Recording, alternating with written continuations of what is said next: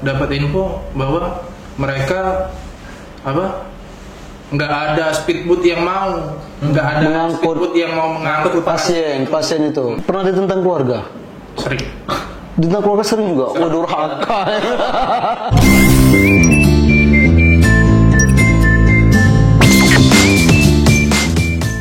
Halo bro. Woi mantap. Feby dan Eja, yuk kita makan dulu. Sekilas lu Bang, ya, makan dulu. Oke, siap. Boleh minta. Iya, tado itu ya. Iya. Kena enggak ada? Siap, kena. Oke, silakan. Feby dan Eja. Ini kalau makan pempek harus menghirup cuko. Sesuai program kita, cuko pedas. Siap. Oke, pemirsa cukup pedas. Kali ini kita membuat format yang sedikit berbeda dari episode sebelumnya. Ini dihabisin dong? Boleh, silakan Mas. Lapar.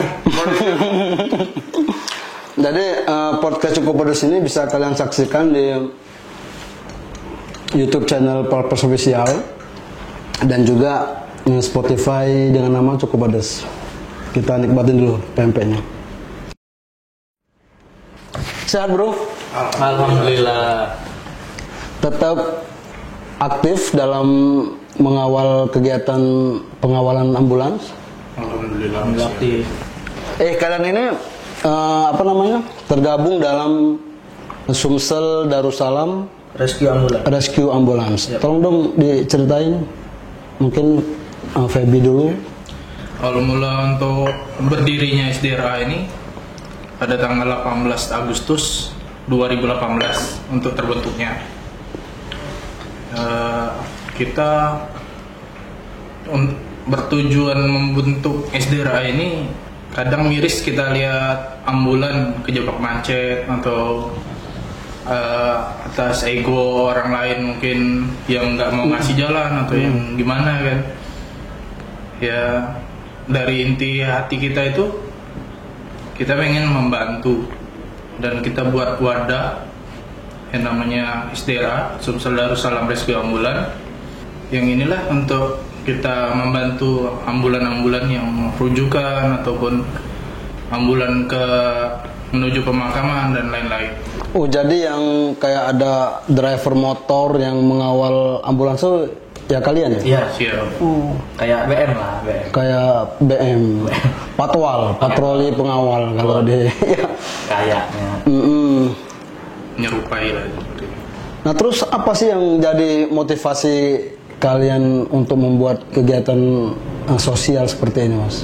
Sebenarnya kalau motivasi gimana ya? Mungkin dari kami-kaminya sendiri, kalau melihat orang senang, melihat orang tersenyum, kita bantu. Nah, itu tuh sebuah kita juga ikut senang gitu loh. Mungkin dari hati kita kayak gitu, simpel sih sebenarnya. Serius dong. Hah? Iya. Nggak dibayar? Nggak, kita nggak dibayar sama sekali. Nggak mungkin. Benar nggak dibayar? Benar dibayar. Terus minyak motor makan siang itu dari mana tuh? Semuanya dari penghasilan pribadi, nggak ada bantuan. Donatur nggak ada. Kita di SDRA ini ada motonya, berbuat tanpa imbalan. Jadi memang ada dari pihak keluarga ambulan sering kita dikasih, tapi tetap kita nolak. Jadi ini biar untuk ibu aja, karena keluarga ibu yang tertimpa musibah, kenapa harus kami yang berbangga hati untuk dapatkan uang itu gitu. Kalian tolak uang itu? Tolak. Wow. Karena kita ada SOP juga. Kalian ini apa? Acara individu, yayasan, ormas atau organisasi? Organisasi. Ya. Organisasi sudah apa? Yang memang diakui oleh pemerintah atau seperti apa nih? Kalau untuk ke pemerintah kita sudah lagi dalam pengurusan. Karena kemarin kita ada aspek yang kekurangan, jadi kita sekarang lagi terhambat untuk memajukan lagi gitu loh. Tapi untuk sebagian wilayah kita sudah dapat izin. Jadi contoh Prabu Muli kemarin tim kita sudah dipanggil wali kota, jadi kita dapat akses kalau memang kita lagi sedang pengawalan ataupun dan lain-lain. Jadi kita dapat hak prioritas utama untuk di Prabu Muli melewati jalan utama. Oh gitu. Oke, kalian mungkin kalau driver rescue pengawalan ambulans ini kan kerja sosial ya. Nah, inspirasi itu dapat dari mana nih, Mas? Inspirasi itu kita dari hati sendiri sih kan. Inspirasi sering lihat ambulan kejebak dan terus kita terinspirasi, toh kenapa nggak kita buat aja organisasi untuk pengawalan ambulan daripada kita kerjaan nggak bagus atau gimana ya, ngawal ambulan lebih baik daripada kita harus malam-malam atau kemana gitu kan. Kalau Pak Ketua sendiri kerja apa nih selain itu? Sekarang kalau kita pekerjaan utama sebagai driver ojol. Oh, ojol. Siap. Kalau Eja? Mahasiswa aktif. Mahasiswa aktif. Oh, jadi memang ada aktivitas di luar itu yang memang untuk memenuhi kebutuhan. Kalau Eja mungkin masih tanggungan orang tua. Sudah nikah belum? Belum nikah juga? Belum. Oh, serius? Serius. Jadi ya wajar kalau mereka masih bebas ya, karena belum ada yang tuntutan kebutuhan ekonomi seperti itu. Kalian ada pengalaman menyakitkan, mungkin ditolak oleh pengguna jalan mungkin, atau itu pernah ada? Itu hampir dibilang makanan setiap hari. Semua kebun binatang lah mungkin disebutin lah oleh pengguna jalan. Iya. Oh. Kebun binatang ya. Bagian binatang ya. Seluruh kebun binatang lah. Takutnya nanti kalau kebun binatang ya disebut putih kayu lewat. Nah, mereka tuh kalian tuh ada safety nggak nih? Safety untuk mengurai kemacetan, atau ada sirine khusus di motor? Kalau dalam proses pengawalan kita pasti menggunakan itulah strobo kan, sirine strobo itu yang kita pakai. Tapi itu SOP-nya yang tetap di saat pengawalan. Kalau nggak pengawalan ya nggak kita pakai. Pernah ditilang polisi? Untuk ditilang polisi kita alhamdulillah belum pernah. Belum pernah ditilang polisi. Kita ada koordinasi juga dengan pihak kepolisian, tapi belum menyeluruh karena kita baru dapat perkenalan dari pos KIP saja. Untuk pos Caritas mungkin kita masih agak terbengkalai kan, karena ya kemarin ada oknum yang itu yang menyalahgunakan. Karena kemarin pernah anggota kita tangkap, kita dibahas karena kita menerima uang gitu. Ditanya kan, kalian tuh dapat berapa bayaran untuk pengawalan ambulan? Ya kita jawab nggak dibayar gitu kan. Nah jadi sampai di situ belum dibebasin, ada driver ambulan yang kita kawal dan mereka ngasih arahan sama polisi itu, dan baru kita dibebasin. Jadi ada oknum nakal yang meminta imbalan ya, meminta imbalan ke driver ambulans. Nah, jadi kalau sistem kerja kalian ini seperti apa nih, Mas? Jadi sistem kerja kita ini kan dari rumah sakit, pihak rumah sakit sendiri, khususnya driver ambulan itu, kita udah mencakup di grup WhatsApp gitu. Jadi seluruh driver di situ, dan kalau mau ngerujuk ke sini pasti mereka menginfokan kalau misalnya minta kawal gitu, dan memberitahu kalau pasien kritis, pasien aman, pasien sesak atau jantung lah, minta kawalnya gimana gitu. Nah, dan pasti kalau kita ini loh harus safety lah, yang pastilah SOP kita pertama harus safety kan gitu. Jadi ketika ada driver ambulans yang menginfokan dalam grup itu, mungkin melalui Pak Ketua ya. Pak Ketua men-share ke grup-grupnya Iya. teman-teman yang lain, dan siapa yang siap bisa ini, Mengawal. bisa mengawal. Pernah seluruhnya nggak siap? Pernah Hmm, pernah ada. pernah ya. Ya, tapi wajar sih, karena apa? Ya kalian ini kan kerja berdasarkan sosial, kerja berdasarkan sosial yang memang tidak dibayar oleh pihak manapun kayak gitu kan. Kalian pernah mengalami apa, tengah malam mungkin mengawal? Pernah Juga Pernah. mengawal. pernah Nah kalau pasien COVID pernah juga. pernah Sering. Jadi ada yang berbagai macam enggak. Hmm. Kalau yang dari pihak puskesmas kan mereka nggak ada pengawalan nih. Hmm. Tapi kalau untuk rumah sakit swasta mereka ada pengawalan, misalnya dari polsek atau segala macam kan. Karena kita juga pernah tuh dapat info dari wilayah Banyuasin, kita disuruh nunggu di di rumah. pelabuhan Lais. Nah, itu Lais. Kita nunggu 2 pasien COVID Heeh. dan dari jam dari jam dari jam 9. Dari jam 9 pagi tuh kita udah standby di pelabuhan Lais. Itu lagi bulan puasa itu. Dan dapat informasi dari perawat sama dokter di puskesmas Banyuasin itu, bentar lagi berangkat, 2 jam lagi kan. Oke, kita tunggu 2 jam lagi. Dan sampai kita buka puasa masih belum nyampe juga itu Pasien itu. Iya. Kalau nggak salah jam malam yang 10 malam kalau nggak salah. Jam 9, jam 10 malam kita baru berangkat. Berarti dari nginep di pelabuhan Lais itu. Itu Iya. sempat diusir loh. Sempat diusir. Karena penolakan dari warga. Dan ya mungkin kita juga salah ya. Jadi kita kan dapat informasi jam 8 semua standby, 2 ambulan langsung ke pelabuhan Lais. Jadi kita ngidupin sirine tuh dari RSUD Pratama Sukajadi ke pelabuhan Lais. Nah, dan nyampe di situ kita dapat info bahwa mereka nggak ada speedboat yang mau, speedboat yang mau mengangkut pasien itu. Memang rencananya pasien itu mau dibawa ke Palembang. Satu ke Palembang, satu ke Pangkalan Balai. Pangkalan Balai. Kalian tetap bertahan itu. Tetap bertahan. Setelah diusir oleh pengelola pelabuhan juga tetap bertahan. Jadi Sebenarnya bukan pengelola sih. bukan pengelola. Masyarakat. Masyarakat setempat. Jadi kita diamanin sama Airut. Ada kan kantornya sebelah pelabuhan. Kita diamanin di situ. Jadi kita dikasih waktu untuk siap-siap. Kalau memang pasiennya benar-benar datang, kalian baru masuk ke pelabuhan lagi. Oh gitu.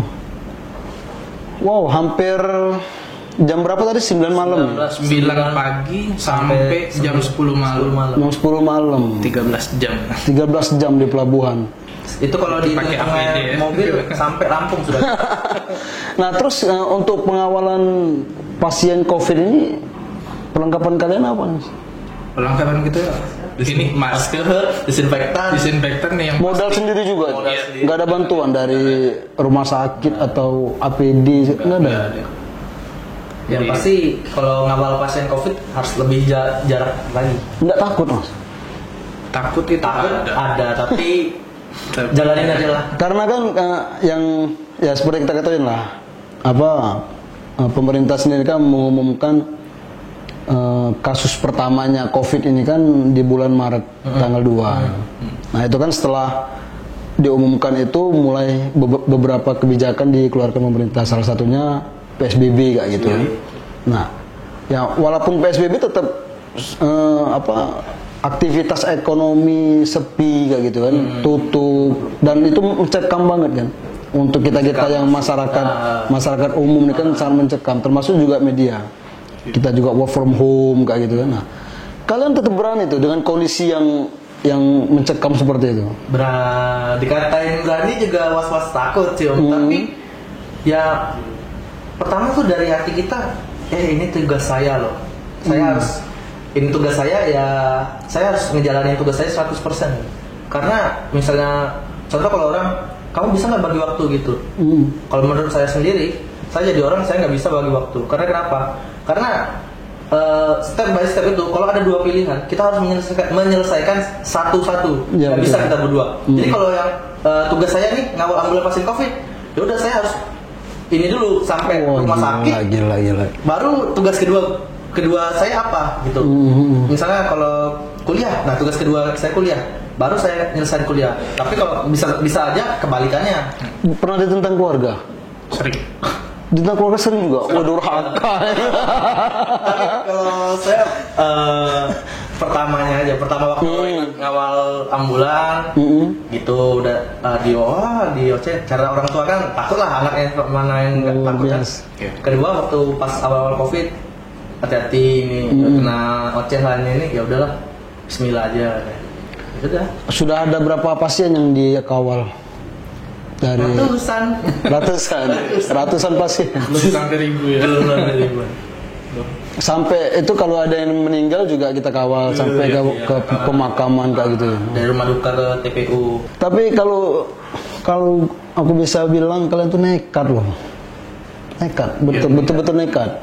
Karena kan ya dunia pun tahu lah kalau COVID itu pola penyebarannya seperti apa gitu kan. Bahkan sekarang ini sudah ada beberapa jenis baru COVID yang lebih mematikan kayak gitu kan, dibanding yang COVID yang baru ditemukan kemarin. Nah, tapi kalian tetap berani mengawal pasien itu dan ditentang oleh orang tua. Karena panggilan jiwa tadi, Bang. Ya gimana ya, kalau satu hari aja nggak ngawal itu rasa bebannya itu makin pingsan itu, Bang. Apalagi kalau misalnya lepas nih, ini udah malah yang sering itu kalau kita udah mau naik nggak tahunya di atas amperan papasan kan nggak bisa muter tuh. Wah itu ya lewat. Jadi kalau ketika ada ambulans kalian lewat itu nggak bisa muter ya itu sedih. Nah, itu sedih kalau nggak bisa muter, jadi ya lewat. Nah kecil dah. Yang paling kalau nekatnya tadi tuh ya kita puterin di atas ampera itu. Saking nekatnya tadi, karena kita lihat sikon selepas ampera pasti macet, pasti. Nggak tahu, tapi kalau yang di Cinde itu lajur kiri kan harusnya untuk belok ke kiri nih. Kita seding miris ada mobil parkir 1 atau 2. Nah jadi kalau selama pandemi ini kalian tetap bekerja juga untuk mengawal ambulans. Iya, tetap gas. Mungkin ada bedanya enggak sistem sebelum pandemi kemarin dan setelah pandemi ini? Kalau bedanya nggak ada sih, palingan cuman pengurangan, paling pengurangan Jumlah pengawal, jumlah iringan. Jumlah iringan. Jadi kalau memang di pasien yang biasa kita maksimum 5, tapi untuk di pasien COVID kita ada 3. Jadi 1 ambulans 3 pengawal. Iya betul. Oke. Jadi 1 buat ngebongkar mobil. Apa? Oh, sistemnya oke. Formasi yang satu mengurai kendaraan ya. Duanya Untuk meloloskan ambulan. Berarti yang membelah kendaraan kemacetan tadi kendaraan besar atau badannya besar juga? Enggak juga. Tergantung kita. Tergantung sih, Bang. Kalau nasibnya yang motor besar yang di depan, ya berarti motor besar. Misalnya kalau saya yang di depan, saya gitu. Kalian tuh nggak standby di rumah sakit ya? Enggak. Standby di rumah sakit tapi Ada juga standby. tapi hanya sebagian. Jadi ya mungkin yang dari kita ada yang free nih, misalnya hari ini free, nggak ada kerjaan atau nggak ada kuliah, mereka standby di rumah sakit. Jadi misalnya memang ada rujukan dari teman yang standby itu ngabarin ke grup masing-masing gitu. Oke. sampai sekarang juga belum ada donatur yang Oh, belum. Ini nanti kamera mana? boleh. Tolong yang mau donatur nanti ya bisa lah. ya jadi pemirsa Cukup Pedas, kalau bagi yang berminat untuk memberikan donatur pada relawan-relawan ini ya bisa di Nah, ini lah. Oke. Om editor nanti tolong. Oke, jadi tadi kan 2018 dibentuk. Nah, sampai sekarang sudah ada berapa anggota nih? Mungkin chapter-chapter tadi ya? Kalau buat chapter sekarang baru buka lagi chapter. Itu chapter Muba sama Lahat. Itu kita dari 4 chapter.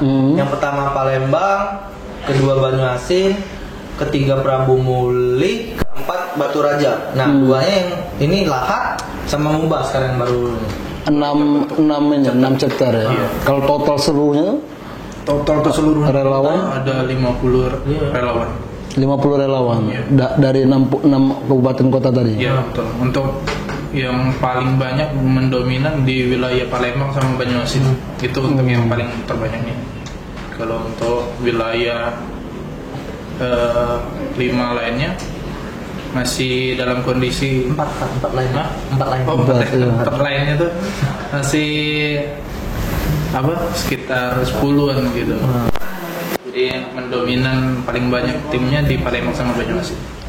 Itu kulihat ada logo di jaket. Logo. Itu kayak logo pemerintah. Ya, benar.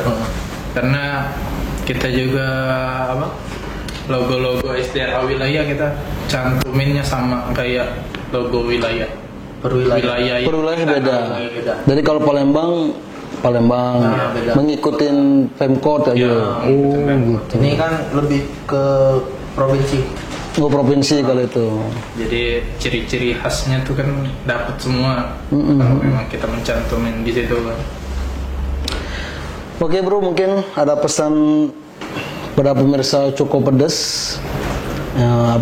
terkait kegiatan-kegiatan kalian. Mungkin siapa tahu nih ada pemirsa yang ingin meminta bantuan, seperti apa, teknisnya seperti apa.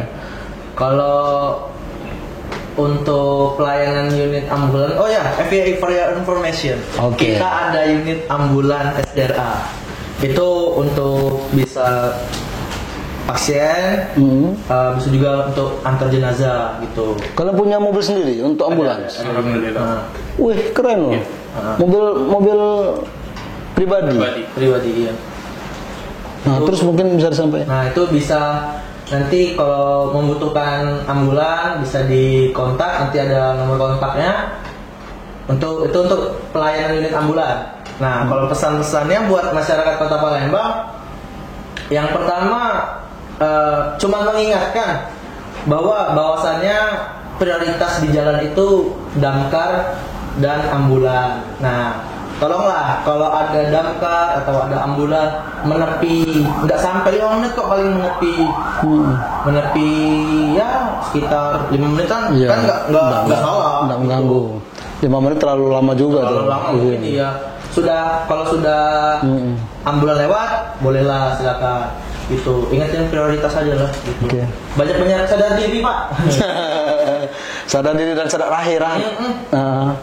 Siapa tahu kita biasa-biasanya juga dalam ambulans itu kan. Nanti kalau Bapak di ambulans Gila. Oke pemirsa Cukup Pedas, sampai di sini dulu perbincangan kita dengan Sumsel Darussalam Rescue Ambulans cabang Sumatera Selatan. Oke, terima kasih, sampai jumpa di pekan depan. Oke bro, kita makan lagi, lanjut.